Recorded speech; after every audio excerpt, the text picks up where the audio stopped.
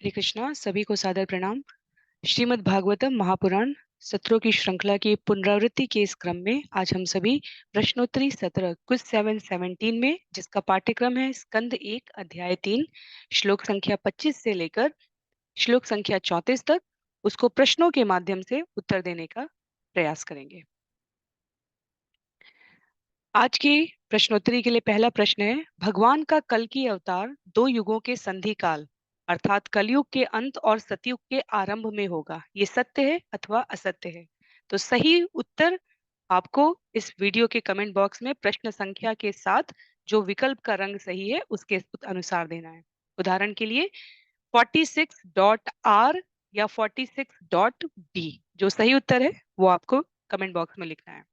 अगला प्रश्न है, श्रीमद् भागवत स्कंद 1 अध्याय 3 श्लोक संख्या 26 के अनुसार भगवान के अवतारों की संख्या उसी प्रकार असंख्य है जैसे लाल में लिखा है अक्षय जल के स्रोत से निकलने वाले असंख्य झरने, नीले में लिखा है दो दर्पण को आमने सामने रखने पर असंख्य प्रतिबिंब, नारंगी में लिखा है धरती से उत्पन्न असंख्य अन्न के दाने, हरे में लिखा है सभी सही हैं। तो जो सही उत्तर है वो आपको 47.R, 47.B, 47.O या 47.G इस प्रकार से देना है। प्रश्न संख्या 48 में, भगवान के अवतारों में अपेक्षाकृत कम शक्तिशाली रिक्त स्थान कहलाते हैं और अधिक शक्तिशाली रिक्त स्थान कहलाते हैं। तो लाल में लिखा है अवतारों में अपेक्षाकृत कम शक्तिशाली विभूति कहलाते हैं और अधिक शक्तिशाली अवतार कहलाते हैं। नीले में लिखा है आवेश अवतार कम शक्तिशाली होते हैं और विभूति अधिक शक्तिशाली कहलाते हैं। नारंगी में लिखा है अवतारों में अपेक्षाकृत कम शक्तिशाली विभूति कहलाते हैं और अधिक शक्तिशाली अवतार कहलाते हैं। हरे में लिखा है भगवान के अवतारों में अपेक्षाकृत कम शक्तिशाली आवेश अवतार कहलाते हैं और अधिक शक्तिशाली कला अवतार कहलाते हैं। ये प्रश्नों की संख्या अध्याय के क्रम में है, तो हम सभी स्कंद 3 के पुनरावृत्ति के इस क्रम में, स्कंद 1 के अध्याय 3 के पुनरावृत्ति के इस क्रम में प्रश्न संख्या 49 पर है। आज की क्विज के लिए ये चौथा प्रश्न है। अवतार शब्द का अर्थ है, लाल में लिखा है असीमित शक्तियों से युक्त, नीले में लिखा है नीचे उतरने वाला, नारंगी में लिखा है पूर्णांश के अंश और हरे में लिखा है विशेष योग्यता से युक्त बद्ध जीव। प्रश्न संख्या 50 में, निम्न में से कौन सा असत्य है? लाल में भगवान के अनेकानेक अवतारों में पूर्ण पुरुषोत्तम स्वरूप एक वे स्वयं है। नीले में परम सत्य के सारे लक्षण भगवान कृष्ण के व्यक्तित्व में पूर्ण निहित हैं। नारंगी में भगवत गीता में भगवान कहते हैं मुझसे बढ़कर कोई नहीं है और हरे में भगवान कृष्ण के अवतार का स्रोत कोई अन्य है। तो इनमें से जो असत्य है वो हमें प्रश्न संख्या के साथ लिखना है। प्रश्न संख्या 51 में, अध्यात्म विषय के पंडितों ने अंतिम आश्रय स्वरूप भगवान कृष्ण का अत्यंत सावधानी से अध्ययन कर रिक्त स्थान प्रमुख गुण बताए हैं। लाल में लिखा है 60 गुण बताए हैं, नीले में लिखा है 81 प्रमुख गुण बताए हैं, नारंगी में लिखा है 64 प्रमुख गुण बताए हैं और हरे में लिखा है 93 प्रमुख गुण बताए हैं। प्रश्न संख्या 52 में, भगवान कृष्ण के विष्णु तत्व विस्तार में रिक्त स्थान प्रतिशत तक दिव्य गुण पाए जाते हैं। तो पिछले प्रश्न में भगवान श्री कृष्ण के लिए था और इस प्रश्न में भगवान कृष्ण के विष्णु तत्व विस्तार के लिए है। लाल में लिखा है 84% तक, नीले में लिखा है 78% तक विष्णु तत्व विस्तार में दिव्य गुण होते हैं, नारंगी में लिखा है 64% तक और हरे में लिखा है 93% तक। प्रश्न संख्या 53 में, भगवान शिव न अवतार न सामान्य जीव और न ही आवेश की श्रेणी में आते हैं और उनमें रिक्त स्थान प्रतिशत दिव्य गुण पाए जाते हैं। लाल में लिखा है 84% दिव्य गुण पाए जाते हैं, नीले में लिखा है 78% दिव्य गुण पाए जाते हैं, नारंगी में लिखा है 64% और हरे में लिखा है 93%। तो भगवान शिव जो न अवतार है न सामान्य जीव है और ना ही आवेश की श्रेणी में है। जो भगवान कृष्ण के 4 तत्व विस्तार है, शिव तत्व, विष्णु तत्व, जीव तत्व और शक्ति तत्व, उनमें से एक कितने प्रतिशत गुण पाए जाते हैं, हमें प्रश्न संख्या के साथ उस रंग को लिखना है। अगला प्रश्न है, जीवों में सर्वाधिक पूर्ण जीव रिक्त स्थान है और उनमें रिक्त स्थान प्रतिशत तक दिव्य गुण उपलब्ध होते हैं। लाल में लिखा है शिव, और उनमें 84%। नीले में लिखा है ब्रह्मा और उनमें 78%। नारंगी में लिखा है इंद्र पूर्ण सर्वाधिक पूर्ण जीव हैं और उनमें 64% तक गुण पाए जाते हैं। और हरे में लिखा है भगवान के द्वारा उत्पन्न जीवों में सर्वाधिक पूर्ण जीव नारायण है और उनमें 93% तक दिव्य गुण पाए जाते हैं।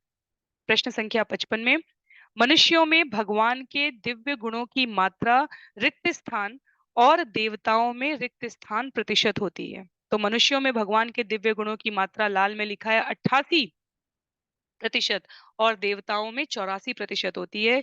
नीले में लिखा है मनुष्यों में 11% और देवताओं में 78% होती है। नारंगी में लिखा है मनुष्यों में भगवान के दिव्य गुणों की मात्रा अत्यल्प और देवताओं में 50 से 55% होती है। और हरे में लिखा है मनुष्यों में भगवान के दिव्य गुणों की मात्रा 50% होती है और देवताओं में 55% होती है। प्रश्न संख्या 56 में जीव में कभी भी शिव विष्णु या भगवान कृष्ण के समान गुण नहीं आ सकते। तो ध्यान से हमें इस पंक्ति को पढ़ना है। श्रील प्रभुपाद के तात्पर्य में आज के पाठ्यक्रम के श्लोकों में ये स्पष्ट लिखा हुआ है कि इसका सही उत्तर क्या है। जीव में किसी भी कभी भी शिव विष्णु या भगवान कृष्ण के समान गुण नहीं आ सकते। ये सत्य है अथवा असत्य है। प्रश्न संख्या 57 में कोई भी 78% गुण विकसित कर दिव्यता प्राप्त कर अधिकतम रूप से ब्रह्मा बन सकता है, शिव विष्णु या भगवान कृष्ण नहीं। ये सत्य है अथवा असत्य है। तो दोनों प्रश्न प्रश्न संख्या 56 और 57 बहुत महत्व के हैं। ये हमारे आध्यात्मिक संबंधी ज्ञान को स्पष्ट करते हैं। प्रश्न संख्या 58 में निम्न में से कौन सा सत्य है। वे दैवीय जीव जो आध्यात्मिक आकाश के ग्रहों के निवासी होते हैं वे लाल में लिखा है हरि धाम तथा महेश धाम जैसे आध्यात्मिक ग्रहों में भगवान के सनातन साथी होते हैं। नीले में लिखा है सब धामों के ऊपर कृष्ण का धाम जिसे गोलोक या वृंदावन कहते हैं वहां जा सकते हैं। नारंगी में लिखा है लाल और नीला दोनों विकल्प सही है और हरे में लिखा है सभी असत्य है। प्रश्न संख्या 59 में भगवान के जन्म कर्म दिव्य होते हैं। भगवान केवल जन कल्याण के लिए इन्हें प्रकट करते हैं जिनका ज्ञान केवल भक्ति से संभव है। तो ये सत्य है अथवा असत्य है। अंतिम कुछ प्रश्नों में प्रश्न संख्या 60 स्कंद 1 अध्याय 3 श्लोक संख्या 30 के अनुसार भगवान के विराट रूप की धारणा उनके एक अवतार के समान सत्य है, काल्पनिक नहीं है। ये सत्य कथन है अथवा असत्य कथन है। तो भगवान का विराट रूप क्या उनके एक अवतार के समान सत्य है? यदि हाँ तो सही उत्तर लाल होगा और यदि नहीं तो सही उत्तर नीला होगा। तो हम 60.R या 60.B जो सही उत्तर है वो प्रस्तुत करेंगे। प्रश्न संख्या 61 में आत्म साक्षात्कार का अर्थ है। लाल में लिखा है स्थूल तथा सूक्ष्म शरीर की आवश्यकताओं के प्रति अनमनस्क होना। नीले में लिखा है आत्मा के कार्यों के प्रति गंभीर बनना। नारंगी में लिखा है लाल और नीला दोनों सही है और हरे में लिखा है भौतिक शक्ति का भोक्ता बनकर आचरण करना। तो आत्म साक्षात्कार का वास्तविक अर्थ क्या है वो हमें इन विकल्पों से चुनना है। आज के लिए अंतिम प्रश्न है भगवान की बहिरंगा शक्ति जीव को बंधन में बांधती है और वही शक्ति भगवत कृपा से अंतरंगा बन शाश्वत जीवन देती है। जैसे लाल में लिखा है आकाश में बादल और बिना बादल की स्थिति। नीले में लिखा है वातावरण में वायु की उपलब्धता और अनुपलब्धता। नारंगी में लिखा है लाल और नीला दोनों सही है और हरे में लिखा है जैसे विद्युत शक्ति को गर्म और ठंडा दोनों करने के लिए प्रयोग करते हैं। तो हमें इसमें सही विकल्प चुनना है कि भगवान की बहिरंगा शक्ति जीव को बांधती है और वही शक्ति भगवत कृपा से अंतरंगा बनकर शाश्वत जीवन देती है।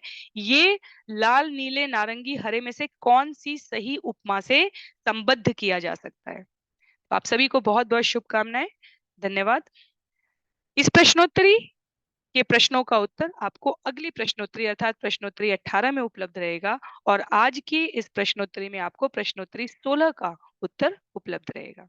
सभी को बहुत बहुत धन्यवाद। हरे कृष्णा।